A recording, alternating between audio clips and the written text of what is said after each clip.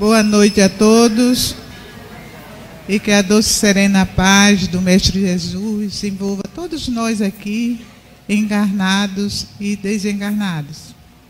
Dando prosseguimento à noite de hoje, vamos pedir à nossa irmã Mabel que faça a leitura preparatória do ambiente. Boa noite, meus irmãos. Sejam todos bem-vindos a essa casa de oração. A leitura é libertação espiritual.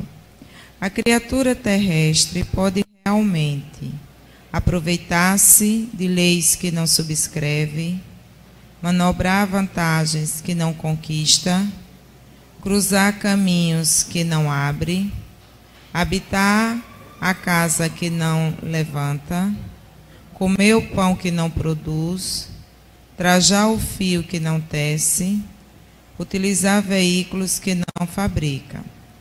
Todas essas operações consegue a pessoa humana efetuar, ignorando muitas vezes onde está o bem ou o mal, a sombra ou a luz. Devemos convencer-nos, no entanto, de que, para libertar-se efetivamente diante da vida, a criatura humana há de raciocinar com a própria cabeça. Ninguém pode viver a toda hora com discernimento emprestado. É por isso que somos chamados a estudar e instruir-nos. Se aspiramos à emancipação espiritual para a imortalidade, é forçoso que cada um de nós desenvolva com esforço próprio as sementes da verdade que traz consigo. Albino Teixeira, do Médio Chico Xavier, do livro Caminho Espírita. Muita paz para todos. Como sempre, né? Mais uma bela página, que possamos relê-la e extrair delas os melhores ensinamentos. Vamos pedir à nossa irmã Vera que faça a prece inicial. Boa noite. Eu quero convidar vocês a fechar os olhos, respirar profundamente e mandar lá para fora, por essa hora, os pensamentos que desequilibram, que desestabilizam, para que nós possamos estar aqui inteiros, escutar e refletir sobre o que escuta. Vamos visualizar aqui entre nós a figura serena e muito iluminada do Mestre Jesus, para que ele seja o instrutor de fato na mensagem que hoje chega para nós. Que com os corações serenos e a cabeça pacificada, nós possamos ouvir e refletir. E que essas reflexões surgidas a partir do tema que será exposto hoje possa nos levar a algum caminho de colaboração pela vida. Que o Mestre Jesus nos ilumine, e ilumine principalmente a expositora, que traz hoje um tema muito complexo e muito complicado, e que ameaça as famílias todas, pelas dúvidas e incertezas que os nossos adolescentes têm carregado. Então, Jesus, fique conosco e que a nossa comunicação possa ser feita de uma forma muito eficaz. Jesus nos ilumine e nos pacifique. Que assim seja.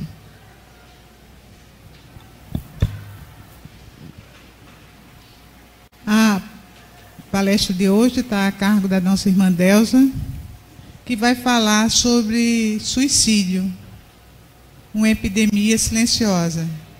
A Vera disse que ataca muitos jovens, mas não só os jovens, a gente também vê muitas pessoas adultas também praticando suicídio.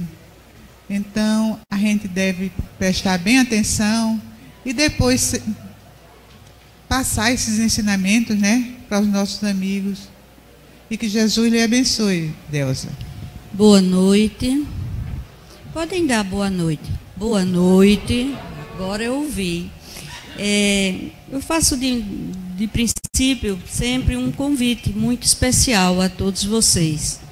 Nós ouvimos uma página muito bonita, oramos junto com a Vera, uma oração que toca o coração, então estamos plenos dessas bênçãos e dessas luzes que a espiritualidade, desde cedo, prepara esse lugar para nos receber.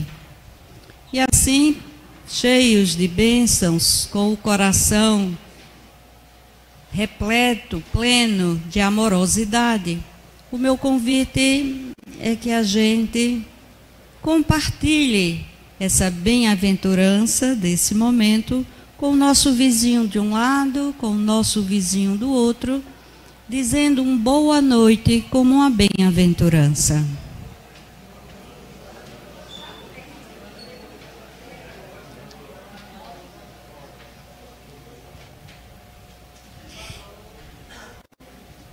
Que a gente possa levar para os nossos lares essas luzes e essas bênçãos para iluminar todos os recantos. Iluminar sobretudo, abençoar sobretudo aqueles que nos aguardam o retorno, os corações e as mentes daqueles que nos esperam nos nossos lares. O tema suicídio, uma epidemia silenciosa, o título ele é tirado de um livro do Andrei, espírita, né, que já esteve aqui conosco e que ele trabalha no Centro de Valorização da Vida. De fato, é uma epidemia silenciosa. Eu tenho o costume de fazer meus comentários sempre fundamentada nos livros do Allan Kardec, na codificação kardeciana, principalmente os 5 livros, e hoje nós vamos nos fundamentar no Evangelho segundo o Espiritismo, principalmente o capítulo 15, fora da caridade não há salvação. Mas vamos também ler um dos casos desse livro, Lindos Casos de Chico Xavier, do Ramiro Gama. O Ramiro Gama, ele conviveu com o Chico e teve a oportunidade de escrever as histórias que ele participou e outras que ele ouviu, ou que o Chico contou, e aí ele denominou de Lindos Casos do Chico Xavier. Hoje, inicialmente, eu vou mostrar a vocês um desses casos. É o caso de um suicida, uma carta que ele faz à sua família. Então, ele se dirige a um irmão Francisco Portugal. E assim é a carta ou o caso. Francisco, meu querido irmão, aqui me encontro ao lado de vocês, rogando a Deus que nos ajude e nos abençoe. Perdoe-me se lhe falo aqui de alma aberta, decorridos tantos anos sobre a minha forçada libertação. Sou o peregrino que chega de longe, cansado, desiludido. Quero esvaziar o cálice do coração, tocado pela nova fé que estou abraçando em seu lar abençoado. compadeçam-se de meus pés feridos, de minhas mãos extenuadas, e ajudem-me. A morte provocada é um caminho doloroso que nós mesmos povoamos de espinhos. Dizer-lhe das espessas trevas que atravessei é tarefa impossível. As palavras da terra, se não conseguem exprimir o verbo dos anjos, também não expressam a indescritível angústia de todos aqueles que, como eu, penetram a noite de horror. Se eu pudesse, retornaria agora ao mundo para sentir-me feliz no corpo mais defeituoso da terra. A vida mais obscura, nos órgãos mais dolorosamente mutilados, constituiria para mim uma bênção. E espero que vocês me amparem com os serviços das preces restauradoras. Graças a Deus, o orvalho das orações de seu ninho doméstico caiu sobre mim à maneira de chuva suave e benéfica. Depois de longo tempo nas trevas abismais, com a força que me proporcionaram, emergi da escuridão aflitiva e meus olhos, inflamados de nova luz, vertem lágrimas de esperança, aguardando o novo dia de lutas terrestres. Derramo lágrimas de renovação, porque compreendo hoje, em companhia de vocês, que a dor é um divino dom de salvação para a eternidade. Sinto-me edificado, porque entendo, na atualidade, que o sofrimento é a única força capaz de reerguer-nos para Deus. E aqui me têm vocês, agradecido e reconfortado, pedindo-lhes cada vez mais zelo na preservação dos tesouros que receberam. Vocês possuem a lâmpada que nos faltava no outro tempo. Guardam em casa uma fonte de dádivas imperecíveis, a paz da alma e a possibilidade de fazer o bem com Jesus é realmente a verdadeira felicidade agora e sempre. Perdoem-me as minhas visitas, muitas vezes lhe fizeram sentir indefiníveis amarguras.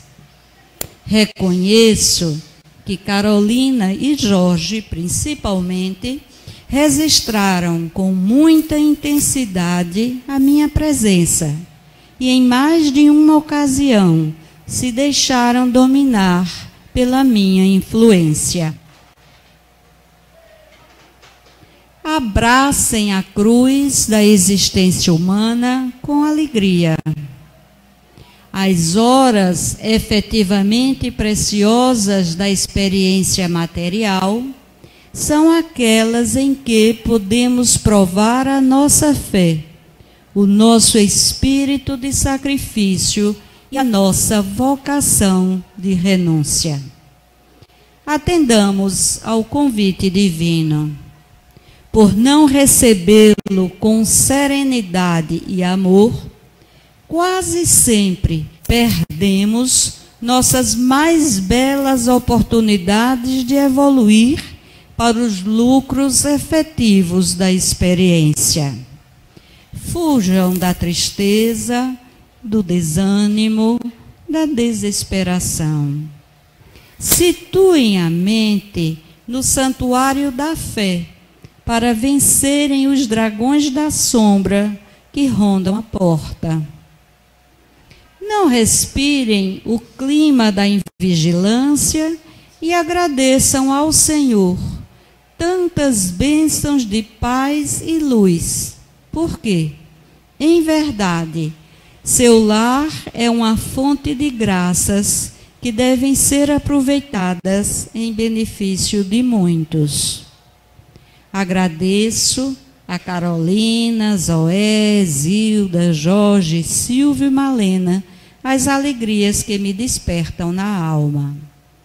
Sou apagado servidor da verdade, agora, esperando o ensejo de regressar à luta mais intensa, para que a bendita claridade do alto se reflita com brilho sempre mais em seus caminhos. Eis um testemunho real de alguém que após o suicídio vem testemunhar que a vida continua. Essa carta de Alberto ao seu irmão, que foi psicografada por Chico Xavier e está lá no livro Lindos Casos do Chico, nos convida a muita reflexão. Uma delas, que eu acho sobremaneira importante, é que os suicidas precisam sim de orações. É importante, há muito pouco tempo, eu não sei se ainda, aos suicidas era negado todo tipo de oração, até mesmo serem enterrados no chamado Campo Santo. E veja como é importante a gente ter esse conhecimento. Uma segunda observação dessa carta é sobre o amor de Deus, a justiça divina. E contida nessa justiça, o projeto pedagógico da reencarnação. Alfredo se suicidou, mas ele está totalmente se recuperando através das orações, através da espiritualidade amiga, que com certeza o está ajudando onde ele está. E, portanto, ele está se preparando para uma reencarnação, uma nova oportunidade de aprender o que não aprendeu nas encarnações anteriores, sobretudo a valorização da vida. Então, queridos amigos, prezados companheiros da jornada espírita, que doutrina consoladora é a gente entender que mesmo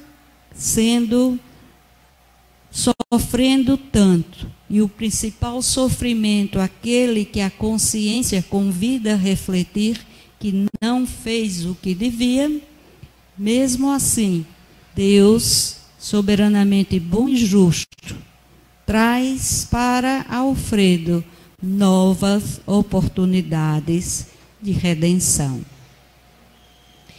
Essa carta, ela também mostra que nós podemos ajudar os irmãos diante da ideia do suicida. Chico ajudou, permitindo-se psicografar uma carta como essa. E nos brinda o Ramiro Basto em nos trazer esse alento de que, de fato, a morte não existe. Que nós continuamos em outro plano toda a nossa vida, porque sabemos que somos espíritos imortais. Pois bem, como é que a gente pode ajudar? Antes, eu quero colocar Bom, eu vou continuar.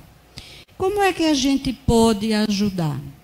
Na campanha da FEB, pela Organização Mundial de Saúde, os dados mostram que 90% dos suicídios podem ser prevenidos.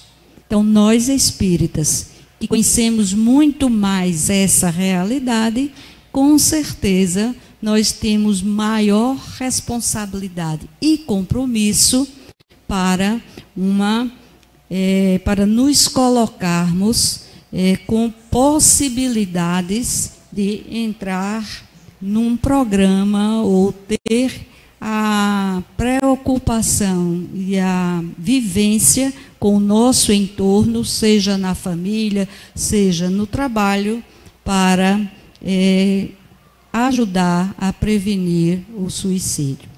Como é que a gente pode fazer isso? Primeiro, reconhecendo que a questão existe e que é uma questão de saúde pública. Não é só uma epidemia no Brasil, é uma pandemia. É uma pandemia. O mundo inteiro está se deparando com essa realidade triste. Então, temos que reconhecer e temos também que educar para evitar, como uma das alternativas de prevenção. Mas a gente pode também agir, não apenas conhecer, não apenas ficarmos preocupados, mas agirmos diante dessa calamidade com os nossos irmãos. Márcio, como é que eu faço?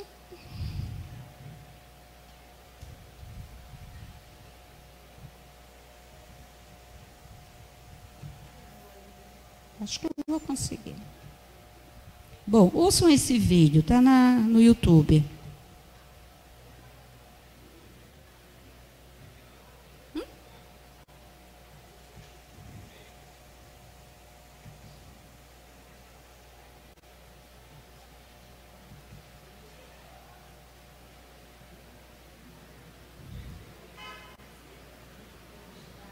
Quem me ajuda? De acordo com a Organização Mundial da Saúde, cerca de 3.000 pessoas cometem suicídio todos os dias no mundo, uma morte a cada 30 segundos. Estima-se que para cada pessoa que consegue se suicidar, 20 ou mais tentam sem sucesso. Segundo um estudo da Unicamp, 17% dos brasileiros já pensaram em se matar. Mas o que leva tanta gente a dar fim à própria vida? Todo mundo em algum momento da vida pode ter pensado em se matar, isso é absolutamente comum. Agora, desse pensamento virar um plano e desse plano virar uma tentativa, tem uma grande diferença. O suicídio está associado à doença na enorme maioria das vezes. Então, suicídio, para mais de 95% dos que conseguem atingir o suicídio, não é um ato independente, lúcido de quem tem o total domínio da sua existência. Em geral, esse ato é estimulado ou provocado por um pensamento distorcido causado por uma doença. A depressão distorce a maneira de ler o mundo, a maneira de ler o futuro, a maneira de interpretar o passado.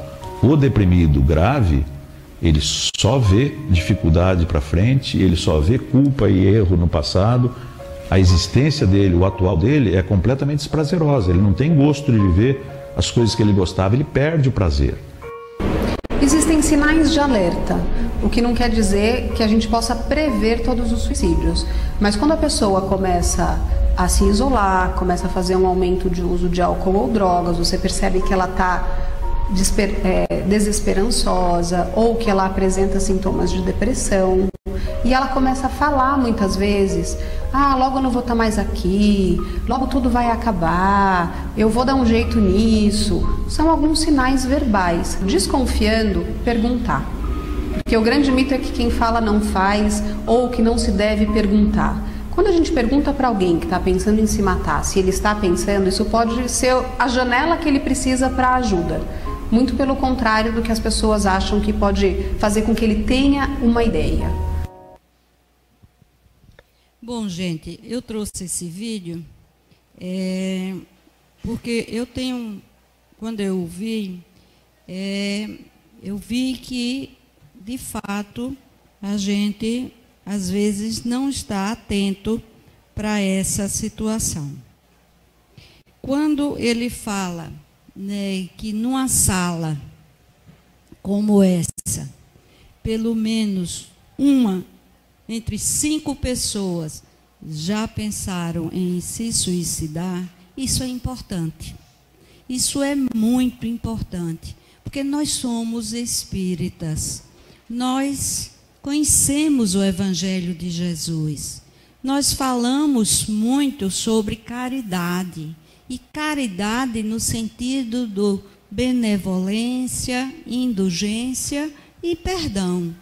Portanto, é importante que a gente tome conhecimento do que está em nosso entorno. Então, a primeira providência, primeira estratégia de prevenção é reconhecer que o problema existe. E falar é a melhor solução para evitar, inclusive, que os nossos jovens, que os nossos idosos fiquem isolados, sem ter com quem dizer dos seus conflitos existenciais. Eu lembro que a gente ainda tem muito tabu em relação ao suicídio. Os dados que a saúde pública dispõe são dados notificados, mas a gente sabe que muitas famílias evitam, inclusive, que o suicídio seja notificado como tal. Eu me lembro do tempo em que falar que tinha alguém na família com tuberculose era dificílimo, e ainda hoje é, né? Tuberculose, tem alguém, então é porque é pobre, é porque não tem o que comer. Vocês se lembram desse período, não é? E fazer uma biografia, por exemplo, já era um fato social muito ruim para a família. A mesma coisa aconteceu com a AIDS, não é? Enquanto estava encoberta essa doença triste, e que dizimou muita gente, e que começou somente a vir a palco quando alguns artistas, como Rock Hudson, dos Estados Unidos, aqui o Cazuza, se disse portador de AIDS, é que houve políticas públicas e foi reconhecido que esse é uma questão de saúde pública e que há de haver políticas públicas e a população deve estar prevenida contra isso. Eu dou esses 2 exemplos, que é da minha área, não é, para que a gente veja como é importante a gente reconhecer uma questão como essa. No Brasil, tudo isso que está mais escuro, ali são as taxas de suicídio por 100 mil pessoas. A média no Brasil é em torno de 4,8 e coincide lá, eu coloquei, com a média de Alagoas. Mas no Brasil há 26 suicídios por dia. 26 suicídios, são 26 irmãos nossos que estão, não é, que estão passando para aquela situação do Alfredo, nessa carta que eu trouxe. E 30% é a taxa de aumento do número de suicídios. Rio Grande do Sul é o campeão, 10,8%. E as taxas menores, lá em cima, 0,2%, é possível que esses dados eles não sejam reais, porque são dados de notificação, porque em termos de serviço médico passou a ser obrigatório obrigatória a notificação do suicídio. Mas há uma outra questão. Para cada suicídio, há chamado 6 sobreviventes. São aquelas pessoas da família, amigos, colegas de trabalho, que ficam impactados por ter perdido alguém. Ah, mas a pessoa era tão bem, como é que fez isso? E a pessoa fica, inclusive, alguns entram com distúrbios psíquicos, e tudo isso faz com que se diga que há pelo menos 6 sobreviventes. O que são esses sobreviventes? Pessoas em torno do suicida. Então, queridos companheiros, trazer para um centro espírita esse tema, eu sei, há pouco conversei com o Enaldo, e ele disse que deu uma palestra aqui sobre o livro Memórias de um Suicida, da Ivone, né? Ivone Pereira. E novamente, já faz um tempinho, novamente a gente está aqui conversando com vocês dentro desse espírito de fraternidade, de solidariedade. É possível, inclusive, que aqui alguns de nós estejamos atravessando um período muito difícil. Os dados mostram que os índices de maior suicídio são 2 faixas etárias maiores, de maior número de suicídio em 2 faixas etárias. Entre 16 e 25 anos, a nossa juventude, e acima de 60 anos. Acima de 60 anos, quando a gente se aposenta, né? E quando entra na depressão. Os dados mostram que até 2030, a depressão vai atingir cerca de 80% dos brasileiros. E a depressão é um dos fatores de risco mais importante para o suicídio. E a gente, às vezes, não procura ajuda, porque não, é uma tristeza, passa, e é muito grave a depressão nesse sentido. Então, reconhecer que há o problema. O segundo é educar. Eu trouxe essa frase do Rubem Alves, não é? Educar não é ensinar respostas, educar é ensinar a pensar. Essa leitura que a gente fez, eu gostei muito de um parágrafozinho que diz assim: ninguém pode viver a toda hora com discernimento emprestado. Não é? Com discernimento emprestado. A libertação espiritual. Então, aprender desde cedo a valorização da vida. A se colocar contra essa banalização em todos os sentidos. E isso é no lar, que é a primeira escola, grande escola do nosso planejamento reencarnatório. Depois, na escola formal, na convivência entre os coleguinhas, e vejam bem, entre 15, 16 e 25 anos é a faixa etária onde tem maior incidência de suicídio. Aqui no centro, não é?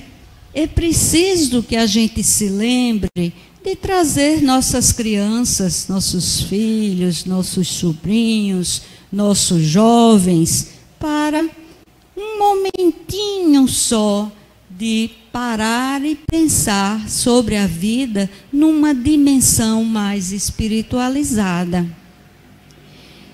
O centro é um local onde não é só uma casa que recebe as pessoas e onde há atividades.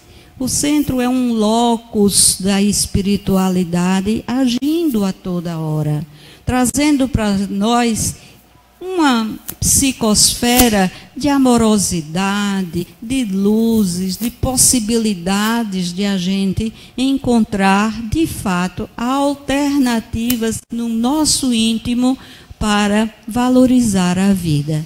Então, as nossas crianças, os nossos jovens, que bom que a gente pudesse encetar esta cruzada, sem ser aquelas, né, de trazer os nossos jovens para o centro. Valorizar quais os valores que a gente está comentando, sendo referência para os nossos filhos. Nesse momento que o Brasil atravessa, como é difícil a gente, por exemplo, assistir o noticiário e ficar pacificado. E compreender que estamos num momento difícil e nos lembrar do Chico quando ele dizia que tudo isso passa. E que a confiança, a fé, a serenidade, a amorosidade é que vai nos dar muito mais rapidez, agilidade para que haja de fato essa passagem. Então, a valorização da vida. A gente vê tanta banalização, seja através do sexo, seja através da violência, seja através do descuido consigo mesmo. E aí eu pergunto, a gente se preocupa com o ato do suicídio, mas é possível que muitos de nós estejamos num processo do chamado suicídio crônico. É parar para pensar.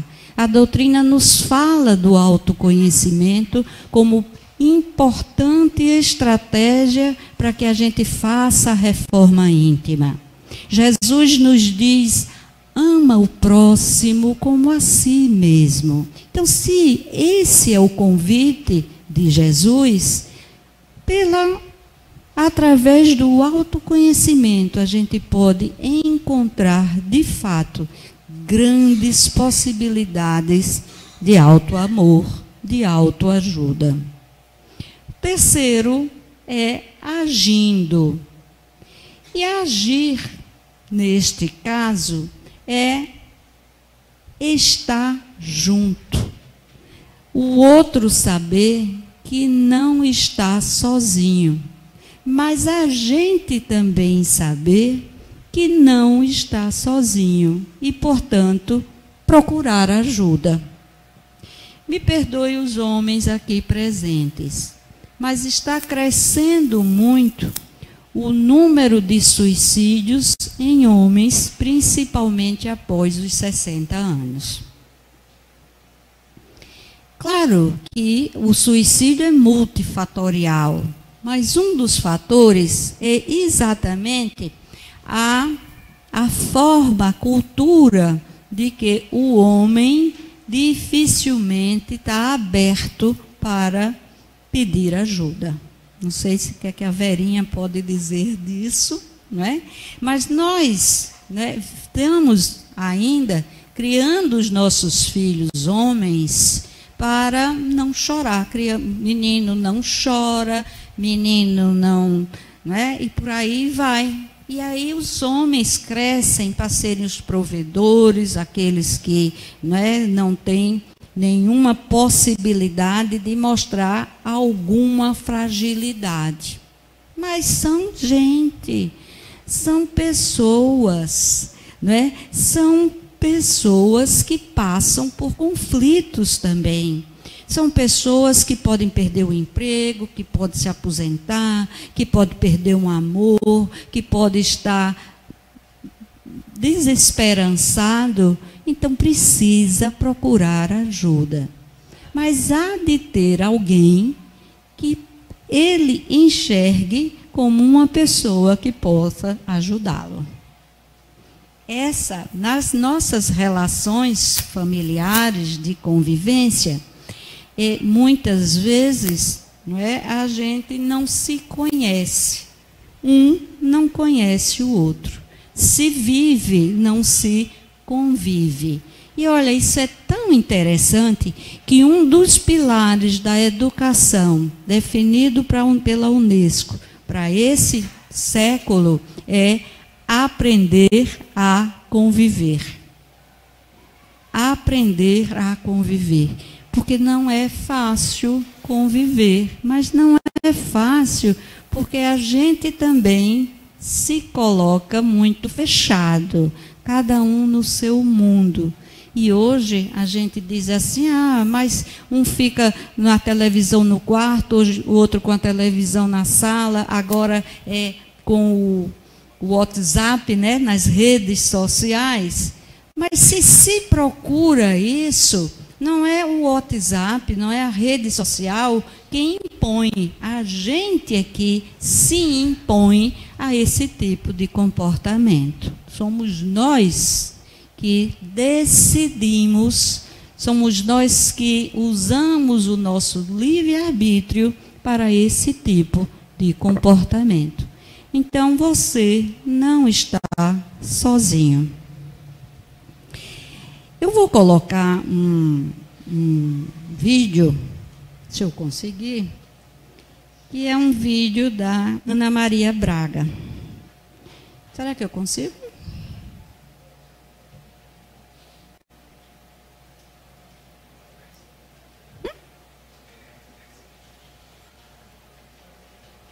Estou achando não. Achei. Achei não. Não achei.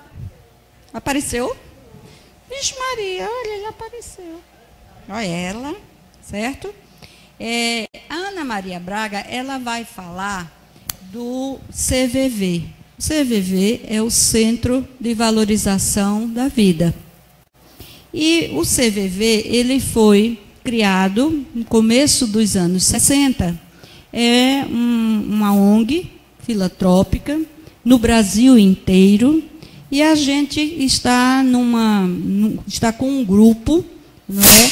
É isso. Foi isso. O som. Estávamos num grupo conseguindo trazer o CVV, plantar em Maceió um posto do CVV. Alagoas, Maceió, Alagoas, é um dos 4 estados no Brasil inteiro que não tinha esse serviço. Então, vamos ver o que a Ana Maria Braga diz. A gente sabe, né? Ter com quem conversar, trocar experiência, dar risada, pedir conselho, né? Participar daquele churrasco, só contar bobagem, levar um puxão de orelha. Só que nem todo mundo tem um amigo próximo assim, e aí, de repente, o que você faz quando você não tem? Não teve na tua vida, por razões diversas, né? Essa felicidade de poder manter um grupo e pessoas com quem você confia, né? Para esses casos, existe um serviço que funciona em todo o Brasil. É o Centro de Valorização da Vida. Você já ouviu falar, Louro, do CVV? Já ouvi falar, sim. Eu fazia até propaganda na TV que eu já vi. Pois é, funciona há 51 anos e 24 horas por dia. A pessoa que se sente solitária, liga, pode conversar com um atendente sobre qualquer assunto.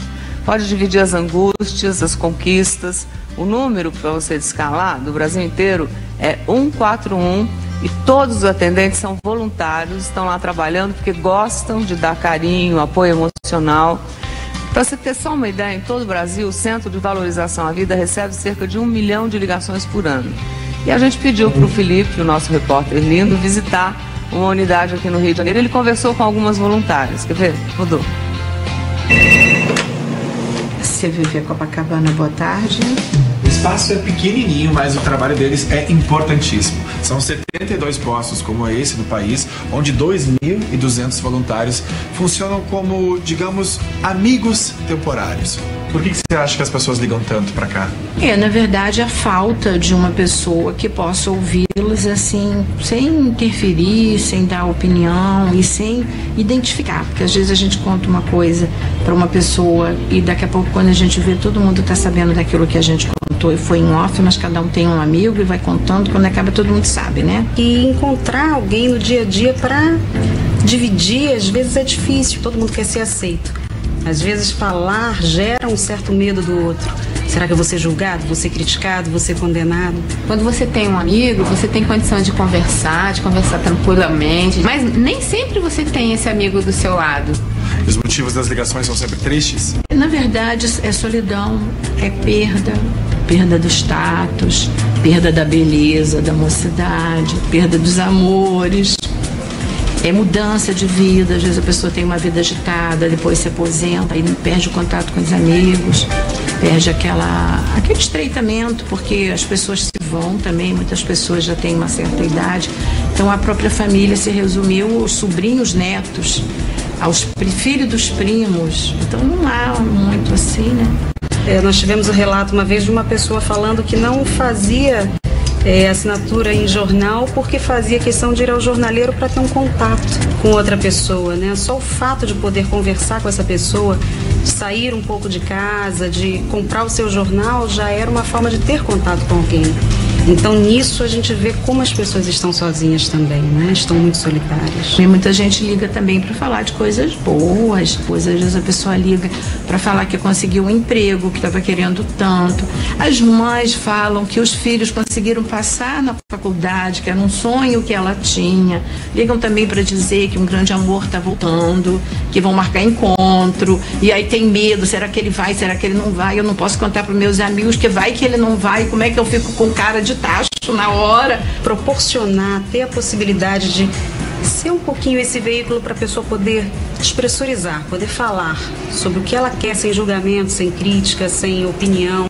Eu acho que a pessoa já está tão cansada disso que quando ela encontra, eu acho que é um alívio, né? E nós aqui somos voluntários. Todo mundo que está aqui é porque gosta de ouvir e porque ama o ser humano. Então, se ama o ser humano, vai ouvir, né?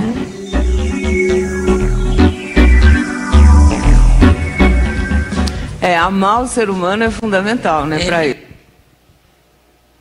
Bom, gente, então, esse é o CVV que nós um grupo, estamos trazendo para Maceió.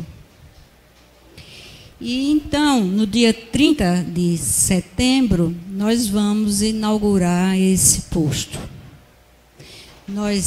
Um empresário nos cedeu o espaço, é um pouco parecido com aquele que vocês viram, não é?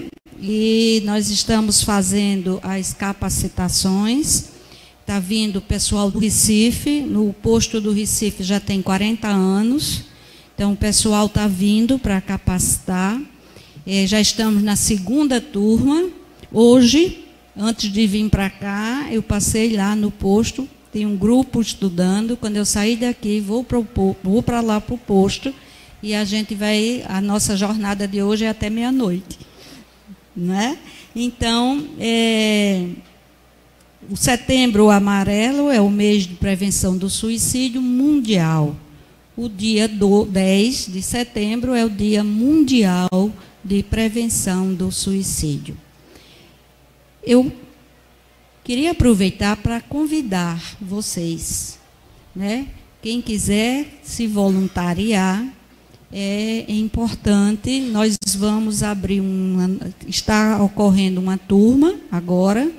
Sábado e domingo a gente vai passar o dia na Estácio, fazendo a capacitação novamente. Quer dizer, o grupo ajuda o pessoal de Recife, e vamos abrir uma nova turma em final de outubro, novembro. Então, quem quiser, se sinta convidado, né? Vou até sorrir um pouco para esse trabalho de espalhar o bem, porque eu acho tão importante, né? Desde fevereiro que a gente vem tentando, e agora 1, 2 e 3 de setembro estamos indo ao Rio Grande do Sul para o encontro nacional do CVV, e é tudo voluntário. Tudo voluntário, né? Nós costumamos dizer que a gente paga para ser voluntário, né? Então, é um sistema de plantão, e a gente faz o treinamento e fica aguardando as ligações.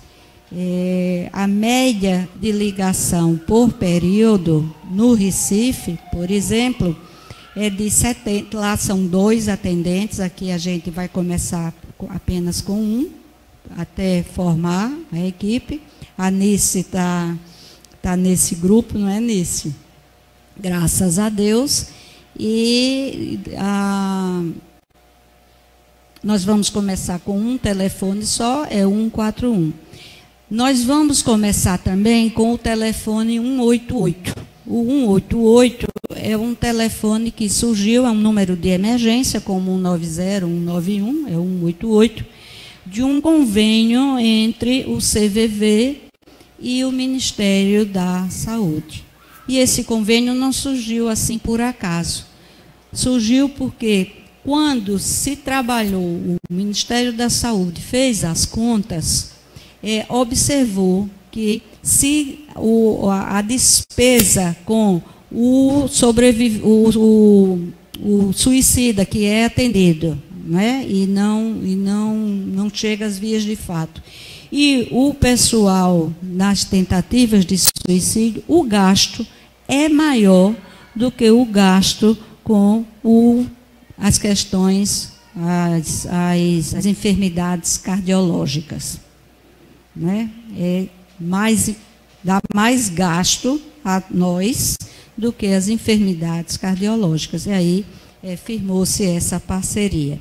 Por enquanto está só no Rio Grande do Sul e até o final de 2018 vai estar em todas as capitais. Quando a gente começar a atender, a gente vai atender gaúcho, porque é uma distribuição randômica, né? Então a gente vai também atender gaúcho. Bom, está feito o convite e, se quiserem, ou me telefone ou dá o nome, meu telefone é 999-829229. Enfim, nós estamos nessa caminhada, todos nós somos viajores nesta humanidade, e aí eu trouxe essa fala de Emmanuel: e sejam quais forem as provas a que sejamos chamados, auxilia-nos a saber que o teu amor sobre nós, e que acima de todas as tribulações, estamos todos reunidos em teu coração e incessantemente sustentados por teus braços eternos. Emmanuel.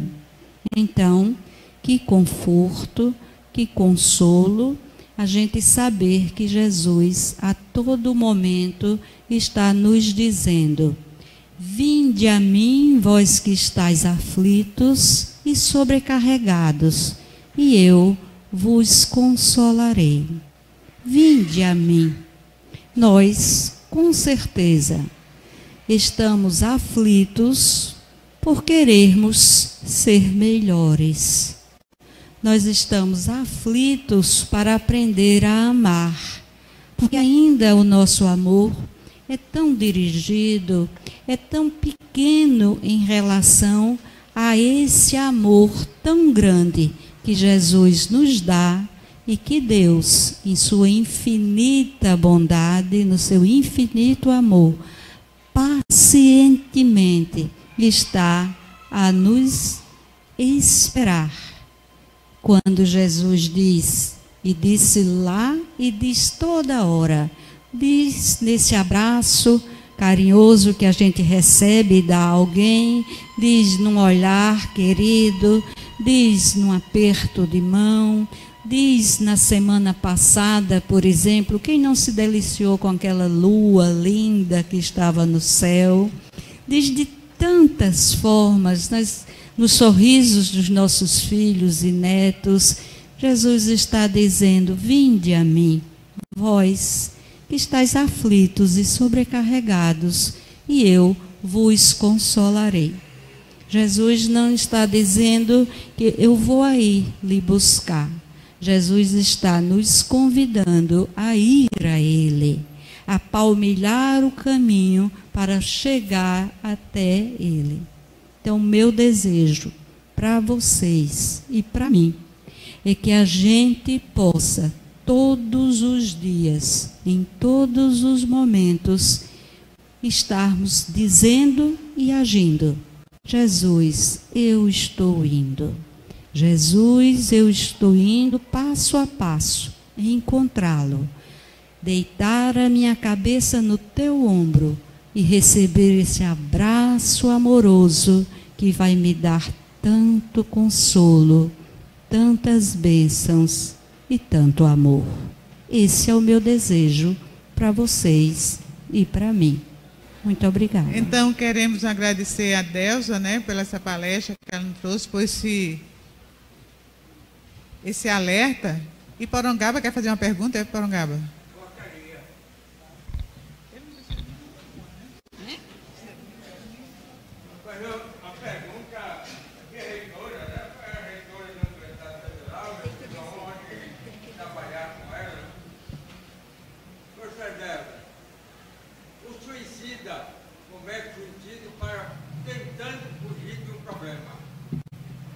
Consegue libertar com o problema ou com o suicídio agrava o problema?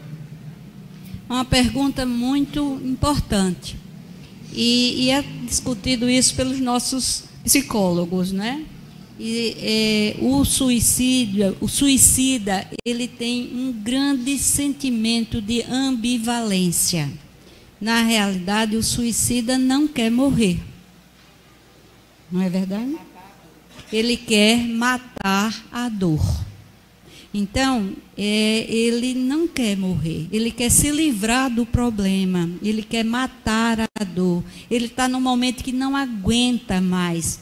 É interessante que a gente entenda que não é, o suicídio, como disse ali o psiquiatra, não é assim, vou me suicidar. É um processo. A pessoa pensa, depois fica com aquele pensamento, pensa, dispensa, depois fica com aquele pensamento recorrente, maturando, aí entra na fase da chamada ideação suicida. Na ideação suicida, pode viver a vida inteira, só, né?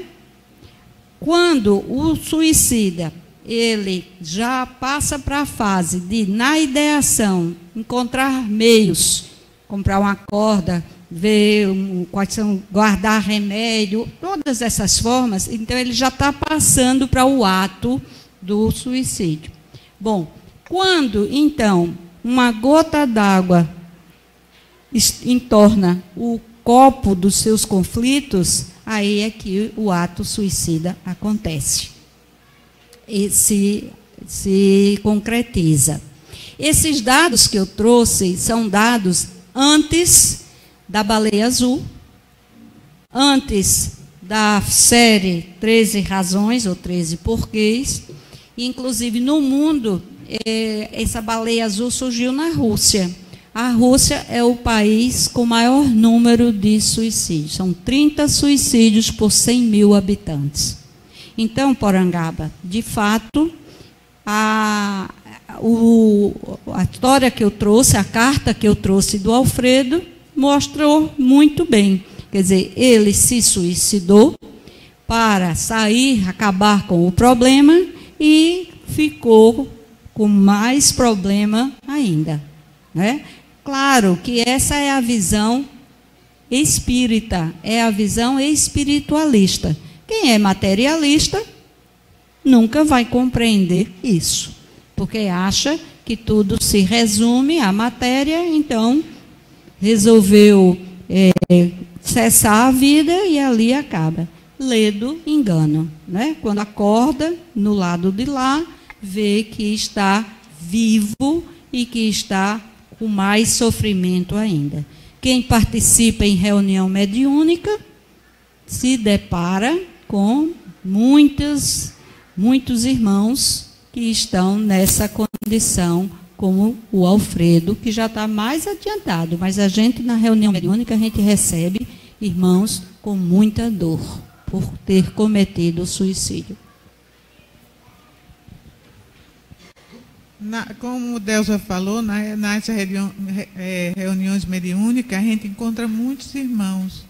E eles cansam de falar o seguinte, que o pior sofrimento aqui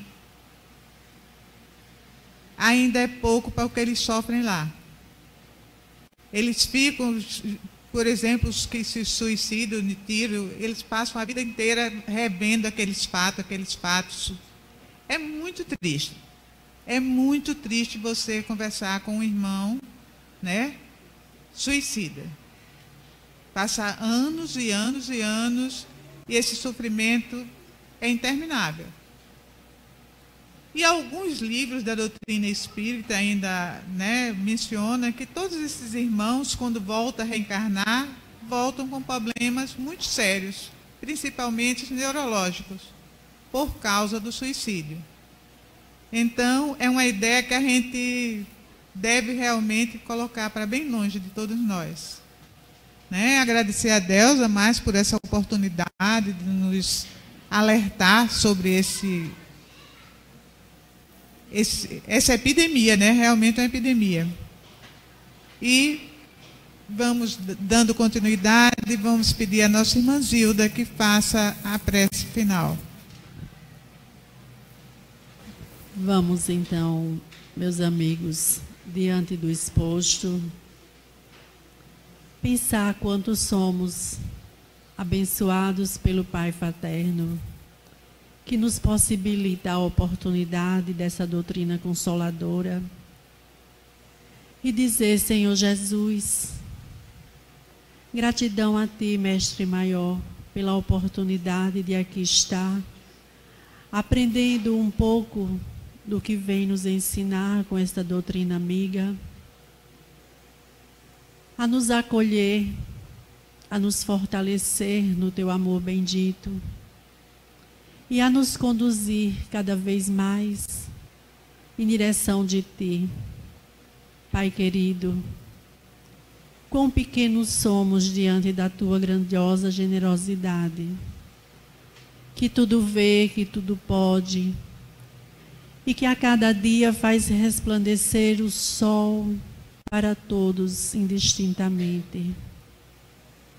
Pela beleza desse instante, neste ambiente onde luzes refazedoras, através dessa equipe espiritual amiga, que trouxe tantos dos nossos irmãos aqui citados, para entender o engano do passado e para compreender que o amor é infinito na bondade do Mestre Maior e que não mais se faz necessário o desespero, a culpa, mas é tempo de arrependimento e de um novo caminhar. Que possam caminhar pelas luzes aqui recebidas, de tanto esclarecimento, sendo acolhidos e recolhidos para o refazimento, para o aprendizado. E que a nós possamos rogar por todos que ainda se encontram perdidos no engano de tantos vícios, de tantas drogas, de tantos enganos, meus queridos irmãos, por achar que a nós pertence algo, porque tudo pertence ao Pai. Que nossa Mãe Maria acolha com seu manto de amor e de paz a todos esses que sofrem. E que possamos, Senhor, neste caminhar, nestes grupos de voluntários que se dedicam ao serviço de acolhimento aos desamparados, os fortalecer e os intuir nessa seara do bem. Pai maior, gratidão a Ti, Senhor, porque somos ricos diante da Tua presença e da Tua misericórdia. Que saiamos daqui seguros da Tua misericórdia e que possamos levar conosco aos nossos lares esse abraço fraterno e amigo que horas recebemos desses irmãos espirituais que aqui se encontram, envolvendo-nos com tanta paz, com tanta luz, com tanta serenidade. Que essa paz perdure em nossos corações e que olhemos e amemos uns aos outros, como Jesus nos ensinou. Permanece, Senhor, conosco, hoje e sempre. Que assim seja.